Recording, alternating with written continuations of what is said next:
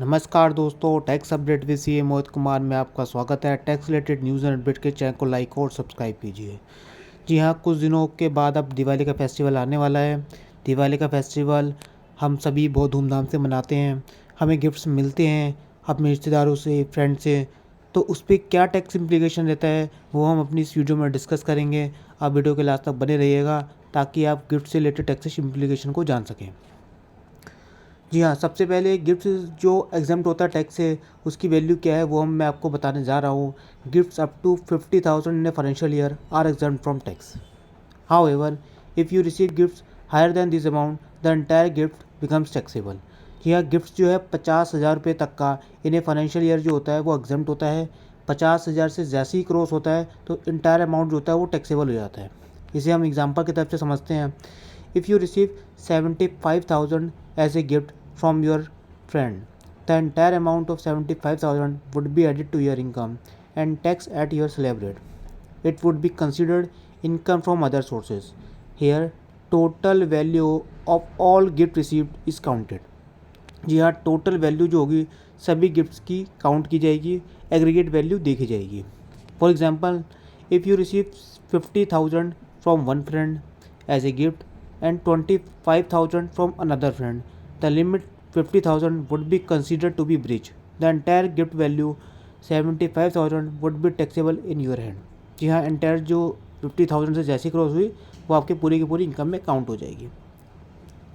फिर if you receive any property movable और immovable for inadequate consideration, the difference between the consideration and the stamp duty value would be considered as taxable gift.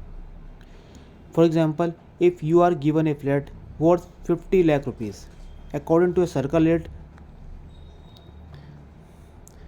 and you pay only 30 lakh rupees, then the excess 20 lakh would be considered as taxable gift.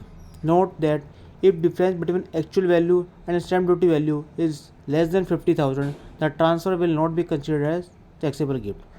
जी हाँ, अगर आप कोई property है, वो property 50 lakh रुपए की है, उसके लिए आपने 30 लाख रुपए पे किया, तो आपका जो 20 लाख रुपए है वो आपकी इनकम में ऐड हो जाएगा। जी हाँ, अगर आपका डिफरेंस 50,000 रुपये से कम है तो वो ट्रांसफ़र नहीं माना जाएगा, वो टैक्सेबल नहीं होगा। फिर gifts from specified relatives are exempt. जी हाँ, अगर आप स्पेसिफाइड रिलेटिव से गिफ्ट लेते हैं, चाहे वो कितना भी अमाउंट है, वो एग्जाम्प्ट है। अब ये रिलेटिव कौन है? Spouse, father, mother, brother, sister. They also include any lineal ascendant or descendant of the individual or his spouse as well as brother sister of the spouse.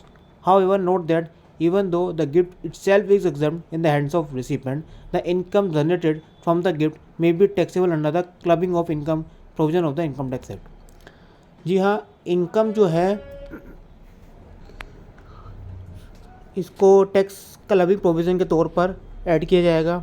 जो इनकम जनरेट होगी gift source से वो जो original owner है उसकी income में add किया जाएगा। एग्जांपल की तरफ से समझते हैं कि if mister A gives 10 lakh to his wife, the same would not be added to the income of his wife.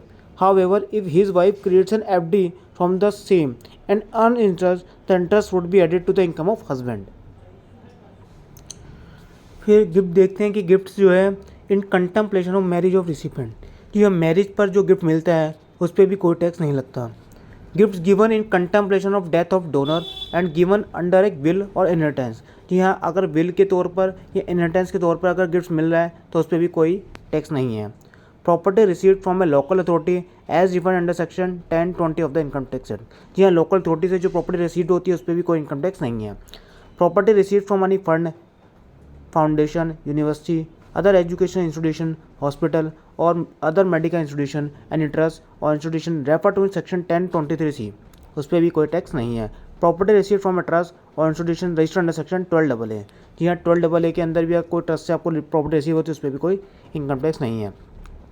Are gifts in cash and kind both taxable? जी हाँ, गिफ्ट्स कैश में मिला हो या काइंड में मिला हो उस पर दोनों की एप्लीकेबिलिटी टैक्स लगेगा।